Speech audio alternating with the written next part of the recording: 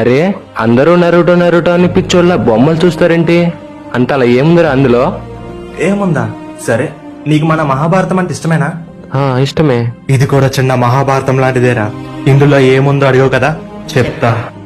ఇందులో హస్తినాపురి అనే ఒక గొప్ప రాజ్యం ఉండకపోవచ్చు, కానీ హిడెన్ లీఫ్ అనే ఒక గ్రామం ఉంది. ఇక్కడ ధర్మంగా ఉండే పాండవులు లేకపోవచ్చేమో గాని ధర్మాన్ని రక్షించే హోకాగెలు ఉంటారు. ఇక్కడ తన తెలుగుతో అందరినీ వంచే శకును లేకపోవచ్చేమో, కానీ ఇక్కడ అందరినీ తన తెలుగుతో ఆడించే ఒబ్బిటో ఉన్నాడు. ఇక్కడ మహామహితాత్మ భీష్మ పితామహ లేకపోవచ్చు, కానీ ఇక్కడ లెజెండరీ సానిన్ అని పిలువబడి మాస్టర్ జరాయా ఉన్నాడు. ఇక్కడ శాంతి స్వరూపుడు శ్రీకృష్ణుడు లేకపోవచ్చు, కానీ శాంతంగా ఆలోచించే కకాషి హఠాకే ఉన్నాడు. ఇక్కడ కురుక్షేత్రం జరగదు, the 4th great ninja war జరుగుతుంది.